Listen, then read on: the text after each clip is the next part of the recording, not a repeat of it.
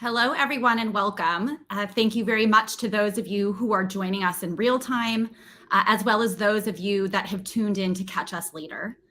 Today's discussion is in many ways a continuation of an event we did last week to mark the one-year milestone since Russia's invasion of Ukraine. And in that discussion, we focused on the battlefield dynamics in Ukraine and the state of transatlantic cohesion and staying power. If you missed it, you can find it on YouTube or on the CNAS website and on our podcast, the Brussels Sprouts podcast. Today, though, we're turning our focus to what's happening inside Russia and how 1 year of war has affected Russian politics and the stability of the Putin regime. We can see that the Russian military's poor performance, its botched mobilization last year, the mounting casualties, economic challenges that result from the sanctions and export controls, and some signs of increasingly visible elite fissures. All these things have raised questions about political stability inside Russia. So we've convened a group of the leading scholars on Putin and authoritarianism to provide their insights into how we should understand stability dynamics inside Russia. Before I introduce them, I want to note that CNAS has launched a Russian stability tracker that captures all these key insights, and it provides a framework really for assessing Russian stability. And you can find that also on the CNAS website. But without further ado, I want to very quickly introduce our stellar panel. We're joined by Dr. Timothy Fry. Tim is the Marshall D. Schulman Professor of Political Science, of Post-Soviet Policy at Columbia University. Dr. Marlene Laruelle is the director for the Institute of European, Russian, and Eurasian Studies and the director of the Illiberalism Studies program at the George Washington University. Dr. Brian Taylor is the director of the Moynihan Institute of Global Affairs and professor of political science at Syracuse University. And last but not least, we have Dr. Dan Treisman, who is professor of political science at UCLA, as well as a research associate at the National Bureau of Economic Research. And I should say he was on my dissertation committee 1,000 years ago, and perhaps in part responsible for my interest in these issues. So if folks in the audience want to ask questions, you can do so at cnas.org/live by scrolling down to the chat box. Please identify yourself when you pose your question. Or on Twitter, you can use the hashtag CNAS 2023. Okay, so Marlene, I want to start with you. And back in September, you wrote a New York Times op-ed, a great piece titled "Putin is in Trouble." And so I want to provocatively ask you: is he? Would you revise that assessment, or how are you thinking about Putin kind of 1 year after his invasion? Yeah, thank you so much, Andrea. Well, I was not the one choosing the title, so I don't think I would have framed that like that. But yeah, no, I mean, he was in trouble in relationship to the miscalculation that was made at the beginning of the war. I think that what we see now, 1 year after, is that the regime has been able to show a really quite good amount of resilience, right? It has been shaken several times, beginning of the war, mobilization time, and then each time he has been able to find a new equilibrium. Each time, of course, this equilibrium is shifting it toward a more radical ideological framework. We see the tensions between elites that you have been mentioning and that maybe we can question. But I think the resilience is a pretty impressive one that tells us that the regime seems to be pretty stable in moving, right? It's stable by being adaptable and flexible. We have a really strong kind of defensive consolidation movement among the Russian society that is also allowing the regime to stay in power and continue the war as it is doing. The sanctions have been pretty well managed by the Russian technocratic element. And then the way Russia is reorienting itself toward the global south as also showing, I think, sign of resilience. So I would say that, no, the regime seems in a pretty kind of stable situation, at least on the short term. One thing just to pull on, you said adaptable and flexible, which is often not the way that people conceive of the regime. Often you'll hear people describe it as brittle. And I just wonder, like, if you, as you're thinking about its ability to be adaptable, flexible, resilient, what do you think are some of the key factors that have enabled Putin to manage the challenges since the invasion? I think because the regime is an ecosystem of different vested interest groups, right? So you always have a balance, an equilibrium that has to be made. And of course, some groups can get outside of the picture, can be repressed, but the regime is still able to kind of manage and reinvent itself. We see that with the sanction. And then the fact that even if the regime is getting much more brutal and repressive, there is no question, there is still ways it can talk to the population and secure this kind of defensive consolidation. But of course, the room of maneuver is reducing, right? Because of sanction, because of the war, because of the immigration of the part of the Russian the brightest part of the population, or the one that is the most kind of Western oriented, and so on. So I think the room of maneuver is shrinking, but there is still ways for the regime to adapt to new conditions. Tim, let me come to you on especially this economic piece, right? So Marlene just referenced the fact that room for maneuverability is somewhat limited. The sanctions have been in place in large part to constrict and constrain the regime. Certainly, I mean, people might debate about whether or not they're intended to destabilize Putin. I don't think that's the way the Biden administration would describe what they're doing, but they have had an effect on the economy, albeit less than we would have hoped about a year ago. And when you hear people talk about the effect of sanctions, you get a kind of good news, bad news story. Well, the good news is the economy is shrinking. So just to put it to you, it is a little bit of a mixed picture. And so how are you thinking about where the Russian economy is and whether or not the kind of stagnation that we're seeing can cause problems for Putin in the near to medium term? Right. So sanctions are not just one thing, and they don't have just one goal. So we need to unpack them, I think, in our discussion. And I think a lot of the popular discussion, they tend to get conflated, and that makes it difficult for us to really have a good conversation about it. So one thing that the sanctions have done is signal to the world and to the Kremlin Western unity, and not just Western unity, but also the alliance with and the participation of countries like South Korea, Japan, and Taiwan. That's been really important.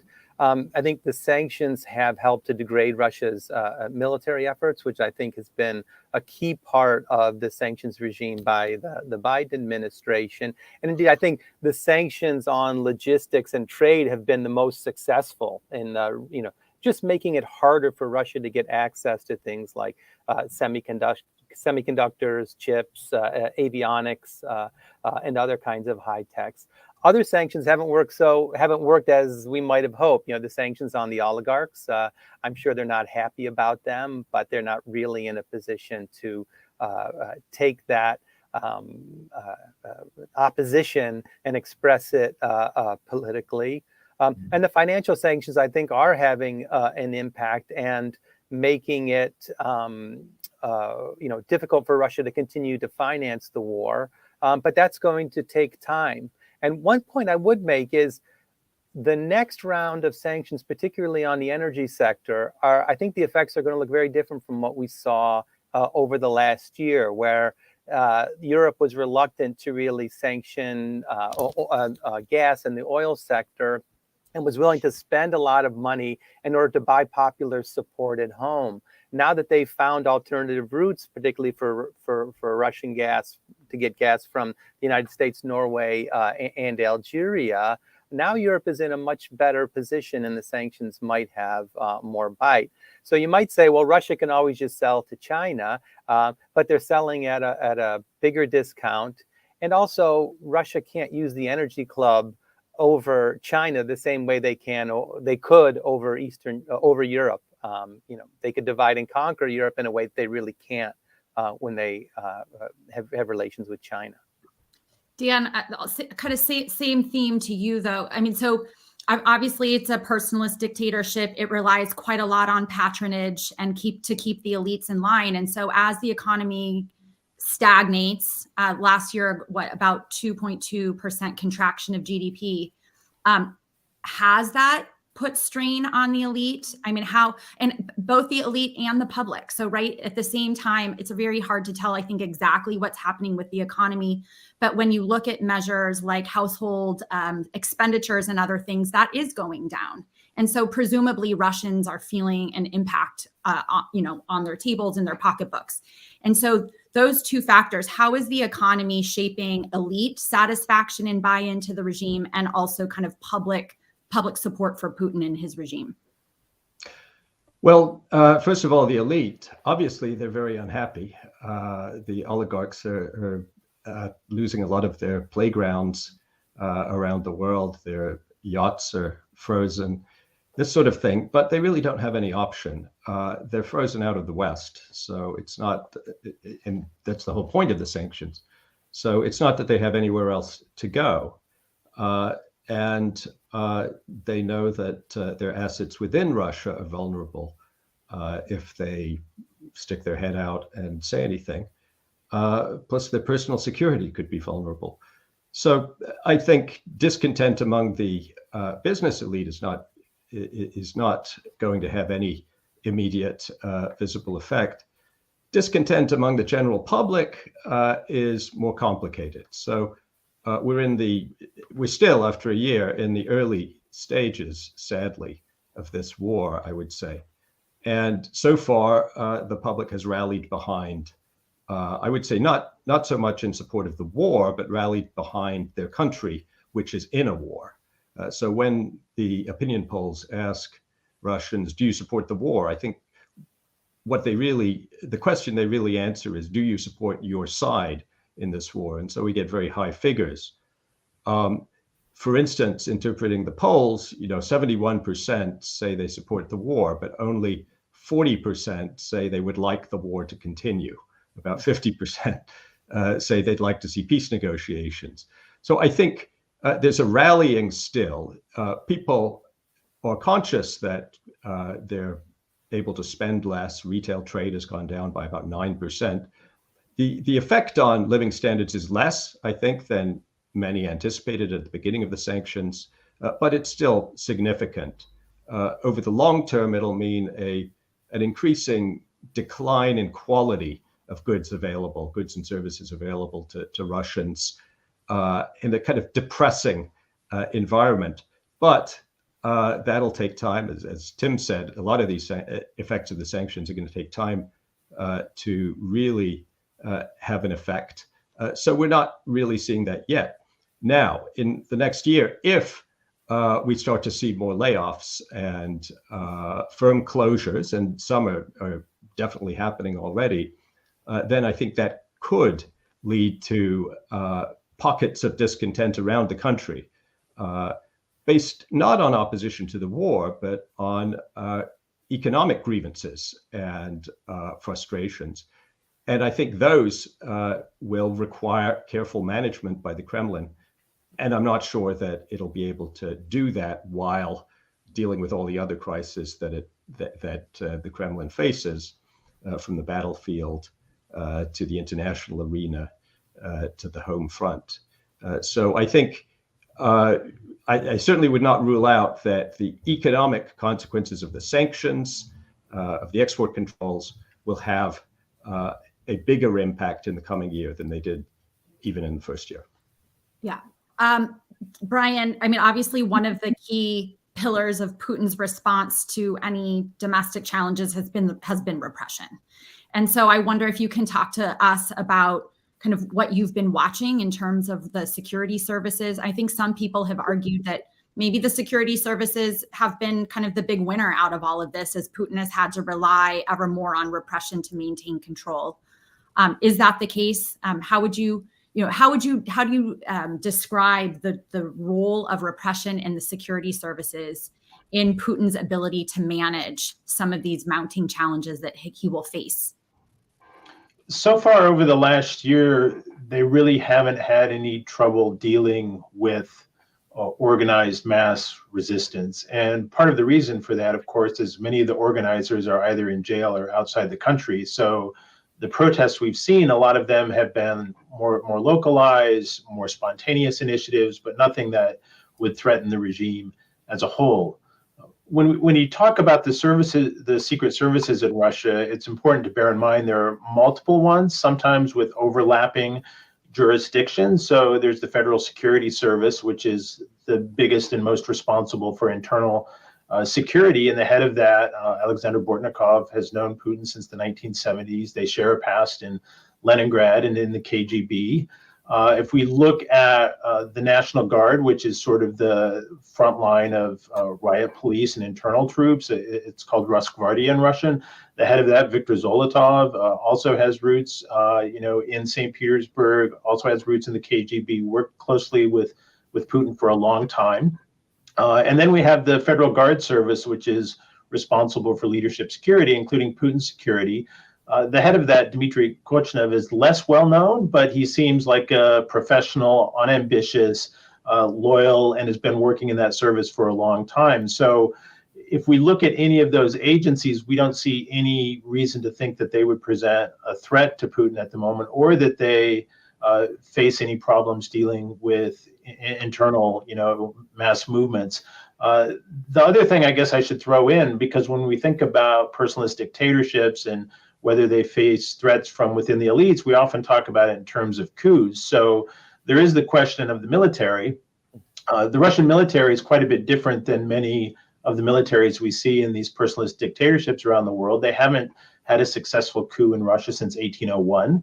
And they tend to get involved in these leadership disputes either when the state is on the verge of collapse, like during World War I and the Russian Revolution, or at the end of the Soviet Union in 1991.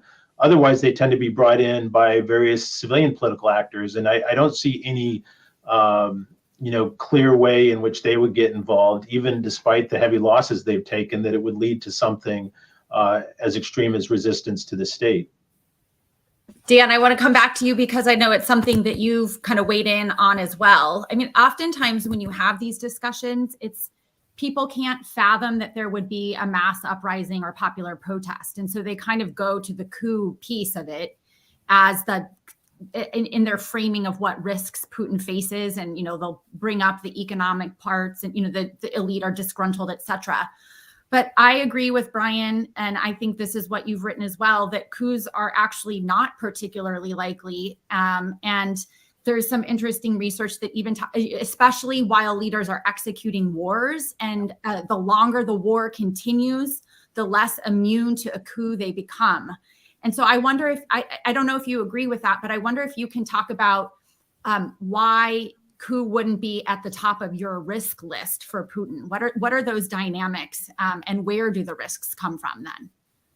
Sure. Yeah, I agree with Brian that the security services show no signs of disloyalty at this point. And they're well controlled. The system has been set up in such a way that the different security services watch over each other. There's a very large military counterintelligence department of the FSB, which is watching what's happening throughout the army. There are rivalries among the different security services and their leaders. Some of them hate each other, and they definitely feel competitive. They're all reporting directly to Putin. So it would be very difficult for some sort of conspiracy to arise.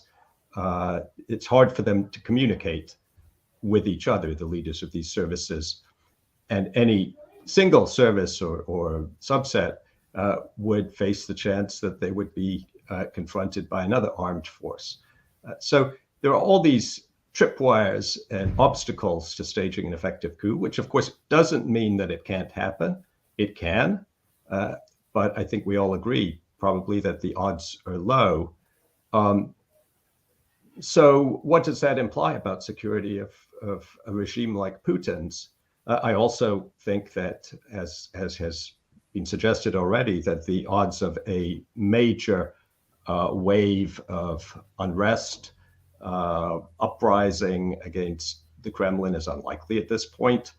I think if we want to entertain scenarios to sketch out scenarios about how the Putin regime could end, I think a more plausible scenario is neither coup in the short run, but a meltdown of in which the central decision makers, ultimately Putin, but the small group around him, which make all the key decisions, would find itself just overwhelmed by interacting crises occurring all over the place. In domestic politics, we talked about the possibility of pockets of economically motivated protest, problems on the front, casualties, reverses in the frontline fighting, international issues. If all these things come together at the same time, basically one man has to react. One man has to make all the decisions. And in that sort of situation where there's time pressure, where everything has to be done at once, it's very easy for leaders to make mistakes. These mistakes can then lead to other mistakes. The crises will interact, and then you can get a situation in which the government and the presidency unable really to control the course of events. They're struggling to catch up, and that can erode the popularity of the regime, its image of competence, and that can lead to real doubts throughout the system, leading, first of all, to foot dragging and ineffective implementation of orders, and then ultimately to people taking initiative, perhaps at the regional level, and gradually power atrophying at the center and siphoning out to different emerging power centers. At which point, perhaps then you might expect to see conversations starting secretly about a coup or some change in the regime, perhaps even within the Kremlin, a decision to look for new faces, to try and reinvent themselves in some way. So I think that's a scenario that to me seems, I should say, not at all plausible at the moment, but more plausible than the other rather extreme scenarios that people have talked a lot about. Yeah, your point about mistakes is such an important one. I mean, obviously, the war is like case in point, but like the proclivity for these leaders to make mistakes, and the more he has to rely on repression, presumably the less legible society becomes. I mean, it's ripe for mistakes. But Marlene, I think one issue that has gotten so much attention is this role of Prigozhin and Kadyrov. And so while Putin has been very careful to crack down and shut down the public opposition, he has in many ways let alone the more hawkish contingency and allowed these voices to continue to call for ever more extreme measures in the war. Why? Like, why has he let that constituency, those voices, continue to be so prominent inside Russia? Is it not a risk to him? How do you view that? Yeah, I think it's a mix of him having interest in having these hawkish voices speaking to one part of the population that is supportive of that, and also putting them in kind of tensions with other group. And I think there is a play here between Prigozhin accusing Shoigu and then the military replying. So here also it's a kind of strategies of putting them in competition for delivering better services. So that is part of the flexibility of the system I was describing. And also this notion that, well, compared to liberals, of course, this group is not a dangerous one, or is not seen as a dangerous one. It's mostly a kind of, ideologically motivated groups that is still kind of under control in their action. So, of course, when you read all these kind of Telegram channel, for example, and you see the level of criticism put forward toward the military, or also globally the Russian government, you can have the feeling that, okay, they could suddenly challenge the regime by being more radical. But each time we had this case, the regime was always able to close the Pandora box, right? So I think it still had the capacity of opening the Pandora box so these voices can get heard and get their own audience and put the regime in tension. And then if they need, they can close the box. Maybe there will be a moment, and that's part of what Dan was saying about the dynamic of mistake, that the box is open and cannot be closed, right? Or that you have a succession of mistakes or problem on the front that suddenly give these kind of voices accusing the regime of being too moderate to kind of suddenly become uncontrollable.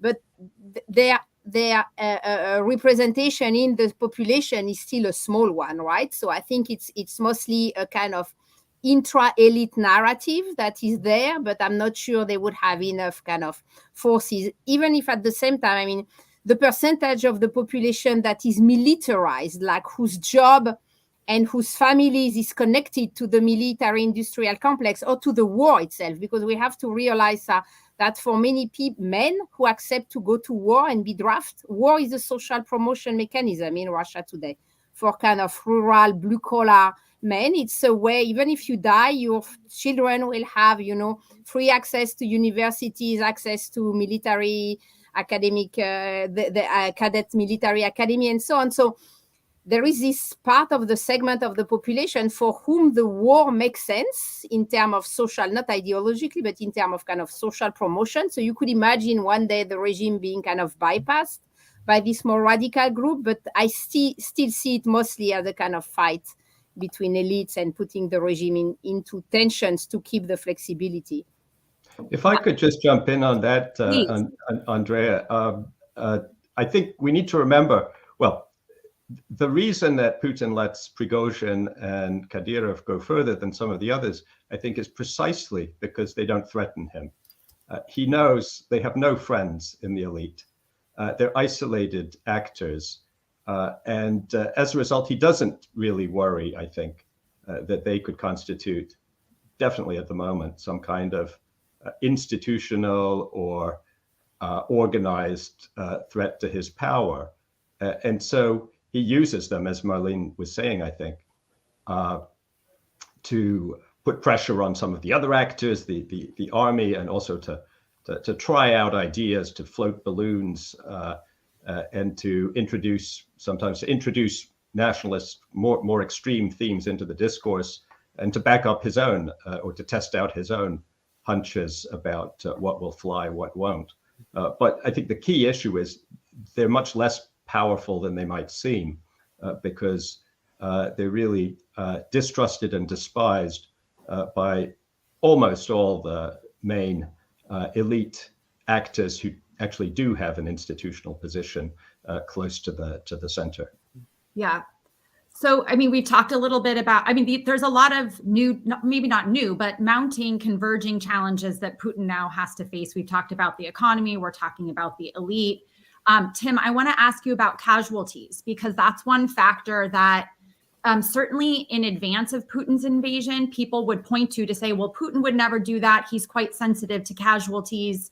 And so, that would be something that he might view as destabilizing. Well, that hasn't been the case. And so why has he proven so kind of resilient to casualties? Why hasn't the public organized around casualties?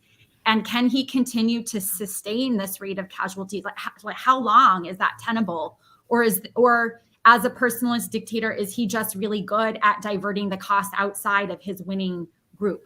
How do we think about this casualty issue?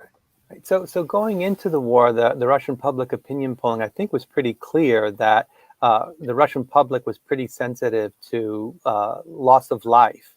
If you ask questions about introducing Russian troops into Ukraine, support was very low. But and one of the reasons why Crimea was so popular was because it was largely bloodless. And if we think about the lesson of World War II, it cuts two ways. On the one hand, Russia defeated fascism. It's what defines it as a superpower going forward. At the same time, the loss of life was tremendous. And Russians, perhaps better than most people, know the costs of war. So why hasn't there been a greater outcry against what has been a really large and unexpected numbers of casualties? Estimates of around 200,000 casualties, around 35 to 40,000 killed in action, which is 4 times higher than in Afghanistan over a 10-year period during the Soviet era. Well, one factor is there's a nice map circulating around about where the casualties are coming from. And they're not coming from Moscow and St. Petersburg. They're coming from the really marginalized, isolated republics. So they don't, in a classic personalist dictator sense of skewing policies to benefit the urban groups that might threaten political stability more. Putin has played that card well. Also, you have another marginalized group, prisoners, taking on a large portion of the casualties. And I think it will also take time, for the casualties to really register to the point where Russians are 1 or 2 degrees of separation away from somebody who's been killed, rather than 2 or 3 degrees of separation. The casualty rate is potentially problematic for Putin, in that if it invokes another call-up, another partial mobilization, that indicates that things aren't going well. That's a pretty strong signal to the Russian public that things aren't going well. And, as we look historically, it's really the drafting of civilians that can provoke a popular response. So Putin has managed it well so far, but I do think it is something to really look forward to in the coming years. Yeah, I want to open that up actually to all of you to weigh in. I mean, would another mobilization be destabilizing? How would Putin manage those costs? I mean, going back, obviously the first mobilization was very messy. It was a display of incompetence that all Russians could see, right? Even though maybe the Russian military is fighting incompetently in Ukraine, that's far away and people see it through the eyes of the state media. But the mobilization was there for everyone to see. And so presumably they've probably fixed some of their mistakes, but would another mobilization be that kind of very focal evidence of incompetence and that things aren't going well? Marlene, go ahead. Yeah, I think it will depend who is targeted, right? As long as it's a kind of provincial Russia that is targeting, and it will probably be slightly better organized than the first one. I think we will see the same thing as we saw in the first one, a wave of people leaving, and then the system stabilizing and the mood, the public opinion stabilizing a few weeks after. If they are in need of so many men that they begin to have to target kind of big cities, urban population, students, then I think that's more risky, right? So I think they will try to be careful on that. I would add a couple of things in here. I think further mobilization in some way is inevitable, given the way the Russian military is fighting. They are taking the heavy losses that Tim referred to. They were forced last summer to send Prigozhin around to prisons to recruit cannon fodder, right? And they only went forward with the so-called partial mobilization in the fall after the collapse of the front in Kharkiv and the problems they ran into in Kherson. And Putin at that point doubled down on the war with the quote-unquote annexation of the 4 other regions inside Ukraine. But the troops that they mobilized over the summer, a lot of those are in the fall. A lot of those have been lost already as well. And they have real shortages in junior officers, mid-level officers, special forces, which means they're likely to continue to fight the way they've been fighting, which are very heavy casualty ways of fighting. So the mobilization is continuing, I think, and will continue. The question is, will they be able to get by with sort of slow scale drawn out mobilization, or will they need to announce another large wave? And then I think the consequences are a bit unpredictable. I mean, I think Marlene is right that we're likely to see more people leaving again as they try to flee the country. And we may see some protests, which we saw last fall too. The question is, do those spark anything, or do they die out after a short period of time? Yeah, you raised the important point of all the Russians who have left. We didn't talk about that as also sapping some of the public's capacity to challenge the regime. Presumably many of those were amongst the most inclined to challenge Putin, and the fact that they've left in such great numbers is another pressure release valve on the regime. But Dan, we have an audience question from Robert. And so we're starting to talk about things that could be destabilizing. So could a mobilization be destabilizing? Robert's asking about kind of military defeats or setbacks and whether or not that is destabilizing to Putin. as we were just talking about, we're at a pretty important point in the war where Russia presumably, or, we're waiting for this much vaunted offensive. Maybe we're in the middle of it and they just don't have the military capability to do it. Ukraine then is likely to counter or to wage their own offensive coming up. And if they do make real gains, the Ukrainians, is that destabilizing to Putin? I think it could be. And one thing that we've learned from political science studies and in other contexts is that people can absorb a certain level of casualties. So you don't necessarily see a strong reaction in public opinion to casualties, but people hate casualties when they're losing, when their side is not doing well. Wasted lives, wasted casualties. And if the perception crystallizes that Russia is losing this war, that it's fighting badly, and that high rates of casualties. And I should say, I don't think that most Russians have any idea how high the casualty level is.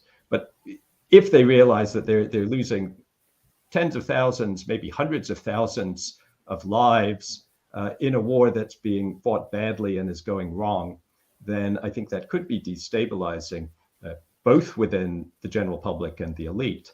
What form that would take is harder to say. And when exactly that would happen is also very difficult to predict. But I think that is one of the things that obviously the Kremlin has to worry about more than just about anything else.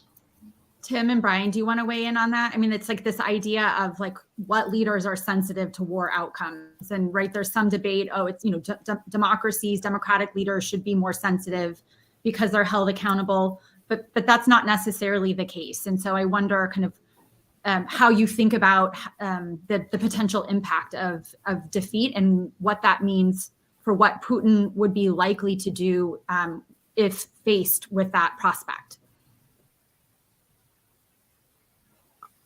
Well, I'll jump in. So, Hein Goemans has this argument that defeat in war is one of the factors that go into the likelihood of a leader being removed, and that's clearly front and center for the Kremlin. If you look at the budgetary spending, it's greatly shifting towards the military, away from any kinds of social goods provision. So this is clearly front and center in their mind. There's also some research by Jessica Weeks which suggests that yes, military defeats are bad for autocrats, but personalist autocrats tend to survive military defeats for a lot of the reasons that Dan was talking about earlier, just the difficult coordination problems among the elites.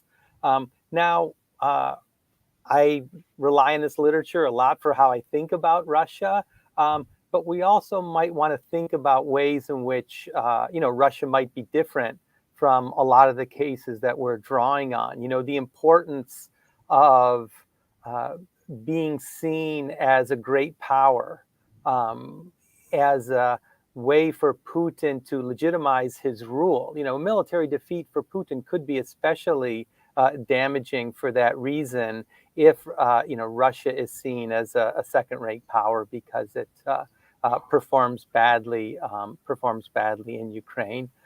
Another factor is Putin has not been as ruthless towards the elite as some of the other elites, other personalist dictators. Saddam Hussein reportedly had members of his inner circle execute other members of the inner circle in order to purge opposition and to cement the loyalty to him. We for all of Putin's maneuvering, we haven't seen that level of cruelty. So in this case, Putin may be less feared among the elite than some others. So I think we can draw important lessons from the comparative research. I do it. But we also want to bear in mind some of the ways that Russia doesn't really fit the model of a typical personalist autocracy when we start talking about foreign policy. I would just add, based on, Tim mentioned this research by Hein Gomans and Giacomo Chiozza. There's a striking result there, which is, as Tim said, if you lose a war as an authoritarian leader, your odds of being overthrown go up, but they don't go up as much as we might think. It's still 50-50. Yeah. So basically half of the leaders who lose wars nevertheless survive. The one interesting point I would add, but there's also, the post-tenure fate piece of this. And so I think it's other work by Hines and Gomans or who else it is. So even if your risk goes up a little bit and you expect to retire peacefully, that's one thing. And maybe you're willing to tolerate that risk. But if your risk goes up and you expect that you're going to be jailed or killed or imprisoned, that's probably a different thing. And so I think what Putin thinks or expects might happen to him is also important. Right. And we haven't seen the kinds of costs that typical wars impose on societies, on elites. There was talk of a, Gulf of Tonkin-like incident in Bryansk this morning, but we haven't had, fighting on Russian territory that would really kind of crystallize, public opinion in the way that it has in other wars involving personalist autocrats.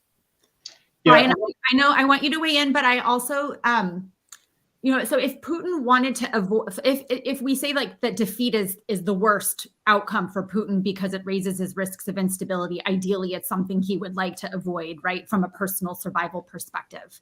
The question that comes up is, like, could he find, if it looks as if Ukraine is going to make advances on the battlefield, would he be incentivized to look for a way out?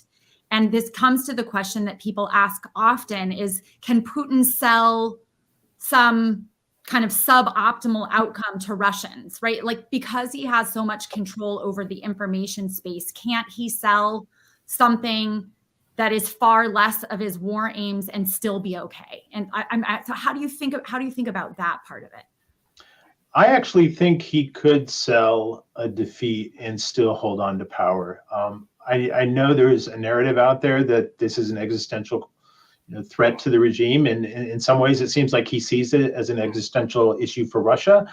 But I think he could, and Robert's question pointed to this, sell any defeat that they have to endure if that comes true, as Russia was fighting against the combined might of the West. We vastly degraded their capabilities. We taught them a lesson that Russia cannot be defeated, that Russia is standing up for its existence. We've heard the narrative. Some of it we saw in Putin's speech, I guess the week before last, to the parliament. And I think there is a way to frame this. And if we add that together with what we've already been talking about in terms of some of the ways in which the regime is protected against threats from either the elites or the masses, I think he could sell it. Now, I also don't think he will, because I think he's all in on this war. And I think we see that from the very beginning of the war up to today, that he sees this as his historic mission. He's regathering Russian lands. Ukraine is not a real nation. It deserves to be and belongs to be with Russia historically. And if we saw the piece in the Financial Times, I guess it was last week, where Putin is framing all of the military setbacks as, in some sense, beneficial because we found out how weak we actually are, and we found it out in this war rather than a coming war with NATO. And so now we need to correct those mistakes. So even though I think it's quite possible that over the summer we will see Ukrainian advances that are successful, I don't think that would cause Putin to wake up and say, okay, this was a big mistake. I've got to find a way to stop the war. I think he'll try and keep going as much as he can. Yeah, I unfortunately agree with you. But Marlene, I think you wanted to come in also. Yeah, no, to second what Brian was saying, and also to add that if you look in details at the Russian narrative, Russia is fighting two wars, right? One is a special military operation on the ground, and there is the metaphysical war with the West. This war cannot be lost, right? Because there is no way you decide what is a victory and a defeat in a kind of metaphysical war. And I think when you look at the way Russia has been, the Russian media, especially managing the Kherson retreat, it was very much that it's part of Russia. We have annexed it. Okay, now maybe the troops are leaving, but still, virtually, this is Russia, and virtually we are fighting. So you could totally imagine a narrative coming from the Kremlin saying, okay, we are defeated because it's the West has been really too strong and we will be fighting, but the metaphysical war is continuing, and that's what really matters. Right? So I think there are room of maneuver to play on that. I mean, losing Crimea, which I don't think it will be happening, but would put probably more problems on the regime to justify that it's still okay. But losing territories, I think, can be really dissociated from the kind of metaphysical war narrative. I think in terms of the broader public and the elite, there would be a certain sense of relief. So I think they would be willing to entertain this message, because if we think back at the start of the war, if Putin had not decided to invade Ukraine, would he have paid any political cost from people who thought this was a great idea? 80% of Russians were very comfortable with having Ukraine as an independent state. And certainly the elite's reaction was hardly one of great enthusiasm when the war began. Now, of course, once war happens, the dynamics change, and people have to choose sides. War creates its own momentum and popular opinion dynamics. So there are we have to take that into account as well. But even if we look at the current public opinion polling, there's not a small group of Russians who would be glad for negotiations or some way to wind things down. Even if it's not Putin openly declaring we were defeated, or having a broad perception of that kind of defeat. If Putin were moving towards a defeat, if Ukraine is looking like it's able to hold Crimea at risk, I think we might all agree that would be the scenario in which the use of nuclear weapons becomes more likely. I mean, so I want to ask you, from Putin's calculus, how important is it for him to avoid defeat, a perception of defeat? Might he contemplate using nuclear weapons? And then really importantly, what I really want to hear is how that would play out domestically. Is that potentially destabilizing? Would the public go along with that? Would the elite go on with that? I know we can't know this. I understand that. But just to hear any thoughts or insights into how you at least think about that would be really helpful. Dan, maybe we can start with you. Thanks, Andrea. Impossible question. Obviously, it hasn't happened before. We can't draw on previous experience. Clearly, people would be shocked. And then what? Well, that in itself, the use or the repeated threat of using tactical nuclear weapons, it wouldn't in itself make it that much easier to oppose Putin domestically, right? It could perhaps serve as a focal point, coordinating opposition against him, but any opposition would still face all these barriers that we've talked about. So, and also people would be scared. I mean, it would definitely be a signal from Putin that he was ready to do absolutely anything to stay in power. So I'm not sure that it would have any predictable, and any clear domestic political consequence other than shocking people and leaving them as confused as, unfortunately, we seem to be at the moment. Yeah. Does anyone else want to weigh in? We don't have to belabor this, but any other points anyone wants to offer? I guess I agree with Dan that this is an impossible question to scenario out, right? Because we don't know how China would react. We don't know how other global powers would react.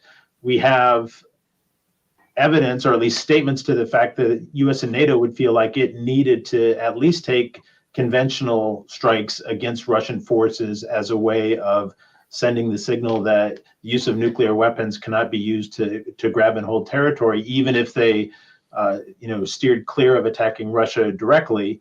And so the war would change in dramatic ways, and therefore the domestic impact, I think, would be very hard to predict. Tim, did you want to offer anything? Well, I mean, I think the international response, I think, would be overwhelmingly negative. Even China has hinted already that this would be problematic, and that seemed to reduce some analysts' concerns about the deployment of nuclear weapons. I mean, two broader points.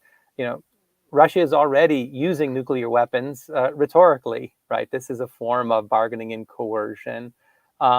The other point is we've had many, many crises, and nuclear weapons have been used once to horribly dramatic effect. So take that for what you will. Yeah. We have about 8 minutes left. I want to turn a little bit. And again, we've already talked some about the scenarios. Dan, you talked about kind of the meltdown. Another issue that kind of regularly pops up is this idea that it could, a defeat or the war itself could prompt Russia's disintegration, that we could see the splintering of Russia. And Marlene, I know you've written about this. And so I wonder kind of what insights you would offer. How plausible is that? Is it something we should be worried about? Is it something we should want? Well, I think for the probability is a very minimal one. And I think it's not something that would be a good news for international security. I understand there have been some voices calling for Russia to disintegrate, kind of following the Soviet Union model. I think it's a mistake of presenting Russia today as the Soviet Union and seeing a kind of possible repetition. I think the popular support for a cessation is pretty low. So here also we could imagine in a dynamic process it would grow.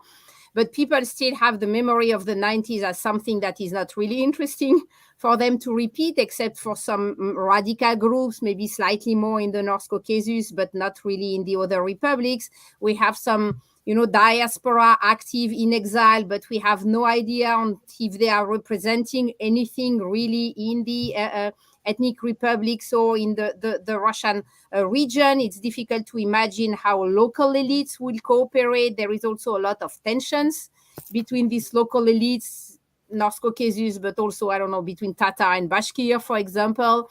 And then more globally, I think what Brian was saying is that the law enforcement system in Russia is so powerful that I don't think we could imagine that Moscow would let it go easily, right? And so, and I don't think the population itself, both the ethnic Russian and the non-ethnic Russians population, that people have grievances on the ground in the region about the excessive centralization in ethnic republics, about, imposition of Russian languages and different things. These grievances are there. I don't think people want to see them formulated as secessionisms per se. And I think we would have a very strong reaction from the center that would block that. And then also last point is that if we look especially at the Muslim ethnic republic, the way resentment is formulated is no more in terms of ethnic nationalism and therefore potentially a kind of ethnic republic. It's formulated through Islamism, for which you don't need a territory, right, to exist. So the question is no more formulated. The resistance is no more formulated in the form of kind of let's have our own ethnic state. Quick follow-up. So the reaction from the center, I agree, would be strong. Is there any risk, though, that the longer the war goes, the more degraded the military is, the more constricted the budget is, that it will at some point lack some of the capacity to respond? I don't think so, because I think the capacity you need to respond to that kind of challenges is still in the, in the capacity of even a weakened state. And then I think just the local elites, right? The fights between local elites and the different strategies would be much difficult to organize. So I think there will be strong reaction also at the regional level for not trying to move in that direction. But here also, dynamics can change the process as we speak. All right. So last strand of questions in our remaining 4 minutes. Post-Putin. So lots of conversations beginning, that it will be wise for policymakers to, at least think through how Putin could go and what comes next. What kind of Russia will he leave? Brian, you've written a lot on the code of Putinism. Putinism, will it live beyond Putin? What are your expectations, or how do you think about what comes after Putin leaves? Yeah, I mean, obviously a lot would depend on the timing in the scenario. I wrote a piece in Foreign Affairs little less than a year ago called The Crisis After Putin. And basically it picks up on the work that you've done with Erica France and others that suggests that post-personalist dictatorship is a period when you could see some instability, maybe not right away, maybe not even in the first year, but 5 years out, about half of personalist dictatorships where the dictator dies in office, there's been some type of change in the regime. So the political system is very hyper-presidential. And so depending on the scenario, whether Putin lines up a successor or whether something happens, suddenly whoever is positioned, whether it's the prime minister constitutionally to take the reins of power, would have the inside track. But we could imagine over time, especially in a situation in which Russia's economy is suffering, potentially a war is still going on, that there would be more elite infighting about what would come next. Tim, you too have written on this. Do you want to weigh in? Sure. Yeah, I mean, personalist autocrats tend to be replaced by other personalist autocrats. But that doesn't mean that their policy preferences need to be the same. Indeed, there are good reasons to think that a personalist autocrat should try to weaken the political base of their predecessor and take policy in a different direction. Putin's policy towards Ukraine, I don't think has, shall we say, unanimous support among the elite. So that might be one area of possible change. And then I've always made this point, looking down the road, Russia's a middle-income country. If you look at a lot of the structural factors, Russia shouldn't be as corrupt, as autocratic as it is. So the picture is much more mixed than I think many people portray it. Is too black and white, rooted in Russian history, Russian culture, and I think it's a much more open-ended process.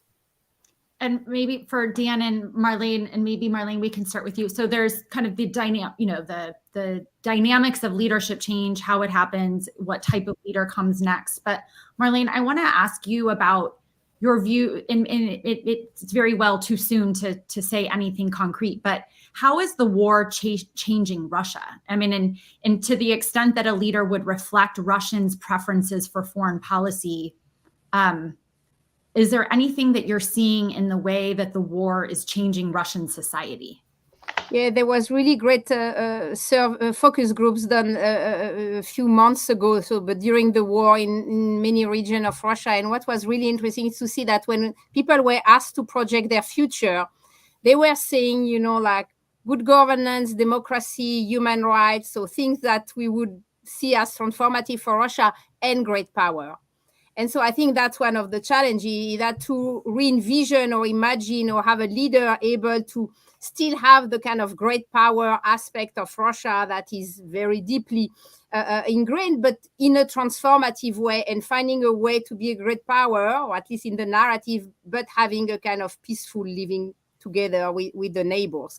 But the fact that some part of the population really also ask for transformation shouldn't be forgotten, because I think there are part of the population that ask for reform, but they will side with their country and their regimes for the great power aspect. And last question to you, Dan. I mean, kind of given that, what do you anticipate kind of as U.S.-Russia relations, even post-Putin? I mean, can it, or how do you, I mean, there's just so many different ways it could go. How do you even begin to think about that? Well, I think it comes back to the nature of the post-Putin regime. If there's a continuation, if there's another personalist dictator, and the problem of Ukraine is not resolved, and I think we'll have just continuation of the current type of relations. If there's a regime change to a more open, more democratic system, then I think the West, I hope the West will do a great deal to try and consolidate that regime and make sure it lasts. I would say I agree very much with what Tim and Marlene just said about what's likely to happen after Putin. Tim mentioned personalist dictators are often followed by another personalist dictator. But I think most personalist dictators tend to be in relatively less economically developed countries. So there aren't that many personalist dictators who have fallen from power in a pretty modern economy and society that Russia, like what Russia still is. And I very much agree that there's this gap between society, the economy, which are modernized in many ways, and the political regime, which is really quite archaic at the moment. And that gap tends to close when you have a real opening in the political order. We've seen that in other countries. I very much agree with Marlene's point that the challenge will be to somehow combine this desire to be a great power with the desire to be a modern society with human rights, with democratic politics, and so on. And I think to be successful, the next Russian leader will have to find a way to move the great power theme onto the symbolic plane. Because Russians, I don't think they really care about whether their army is in Warsaw or taking back Alaska, but they want to feel that they're a great power. So a symbolic recognition and affirmation of that might be enough. And that could be obviously more easily combined with reforms to create the kind of society and political system that I think Russians want, which is one which is more decentralized, which gives individuals freedom, which gives local communities more freedom, and basically provides the kind of living standards and type of life that they see in the most advanced countries worldwide. So I think that'll be the challenge. And I think a gifted leader could manage to combine those things. Dare we end on a positive note? I think that was a perfect way to end it. Tim, Marlena, Brian, and Dan, thanks so much for doing this. Thanks to all of you for joining us. If you're interested in hearing more about this, please check out the stability tracker to which all of our panelists contributed, as well as several others. And if you want to hear this discussion again, please download us on Brussels Sprouts, our Brussels Sprouts podcast, which can be found anywhere you get your podcasts. So thanks to all of you. And hopefully we'll all be together again soon for more amazing discussions. Thanks.